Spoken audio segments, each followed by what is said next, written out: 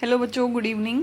सो graphs की part 2 video, जिसमें हम लोग next 4 to 5 category of graphs हम अंडरस्टैंड करेंगे जो कि फिजिक्स और केमिस्ट्री में आते हैं।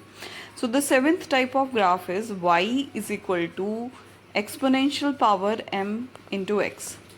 If we take x 0 here, तो y की पावर y कितना हो जाएगा, e की पावर 0, और e की पावर 0 इज़ 1। किसी की भी पावर 0 आ जाए तो वो 1 ही होता है। तो इट मीन्स हमारा जो ग्राफ है वो यहाँ कहीं किसी कांस्टेंट 1 से स्टार्ट होगा, if this is the origin. और अगर x की वैल्यू मैं 1 डालूँगी तो y की जो वैल्यू होगी दैट इज़ e की पावर m। तो it means now graph will rise exponentially. So इसका ग्राफ कैसा बनेगा, समथिंग लाइक दिस। अच्छा, ये ग्राफ क्या रिप्रेजेंट कर रहा है? फिजिक्स में करंट इलेक्ट्रिसिटी चैप्टर में एक ग्राफ आता है, रेजिस्टिविटी वर्सेस टेम्परेचर। किसका? दिस रेजिस्टिविटी वर्सेस टेम्परेचर का ग्राफ होता है for the metal copper.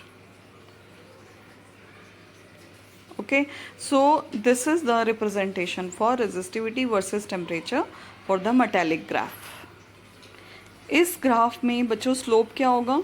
Slope will be positive m, so that's why it is increasing exponentially. The next graph is y is equal to e power minus m into x. So अगर हम x की value 0 लेते हैं तो y again 1 से ही start होगा, लेकिन जैसे ही हम x की वैल्यू 1 डालेंगे तो y is equal to e raise to power minus m जाएगा। मतलब हमारा ग्राफ अगेन स्टार्ट तो 1 से ही होगा, but it will go down, exponential decrease, और इसका स्लोप क्या होगा? Minus m। The next graph is y is equal to e raise to power m by x. So this is my y-axis, this is x-axis, this is the origin. अगर मैं x की value 0 लेती हूँ तो y is equal to e raise to power m by 0। तो किसी भी चीज़ का डिवाइडेड बाय 0 तो वो क्या होता है? इन्फिनिटी। तो इसका मतलब हमारा ग्राफ कहाँ से आएगा? इन्फिनिटी से आएगा। ओके, एक चीज़ है, अगर मैं x की वैल्यू 1 लेती हूँ तो y is equal to e की पावर m होगा, और अगर मैं x की वैल्यू 2 लूँगी तो y is equal to e raise to power m by 2 होगा। इट मीन्स हमारा जो ये ग्राफ बनने वाला है उस ग्राफ में जैसे जैसे x की वैल्यू इंक्रीज होगी y की वैल्यू डिक्रीज होगी, लेकिन ग्राफ कहाँ से आएगा? इन्फिनिटी से। और डिक्रीजिंग होगा, क्योंकि जैसे x बढ़ेगा y कम होगा। So the graph will be something like this. Okay, अब ये ग्राफ कहाँ देखने को मिलता है? ये ग्राफ फिजिक्स में देखने को मिलता है फॉर द सेमीकंडक्टर्स। अगर हम रेजिस्टिविटी वर्सेस टेम्परेचर को रिप्रेजेंट करते हैं तो सेमीकंडक्टर्स के लिए हमें ये ग्राफ देखने को मिलता है। इन फिजिक्स एक और एग्जाम्पल है जिसमें हमें ये ग्राफ देखने को मिलता है, that is I with temperature. ये I विद टेम्परेचर क्या है बच्चों? This is the intensity of magnetization of paramagnetic material with temperature.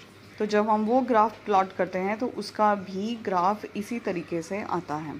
हमें रिलेशन पता है, I is equal to H by T होता है, and what is H? That is magnetising field. तो वो कांस्टेंट रहेगा और I will be inversely proportional to temperature. So उसका रिप्रेजेंटेशन भी इसी ग्राफ से किया जाता है। ओके बच्चों, जो हमारा नेक्स्ट कैटेगरी ग्राफ की है that is y is equal to M x upon X plus C. अब ये ग्राफ आपको पता है कि इसके दो केसेस बन सकते हैं। कैसे?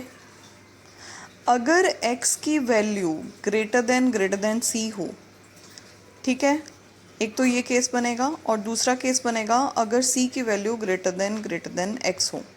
अगर x की वैल्यू ग्रेटर देन c है then we can ignore c, और हमारा क्या बचेगा? M x upon x, x और एक्स कैंसिल हो जाएगा, and you will get y is equal to M x m only. ठीक है, तो उस पर्टिकुलर केस में हमारा जो ग्राफ होगा, जब एक्स और एक्स की वैल्यू कट जाएगी तो it will go straight way. Okay.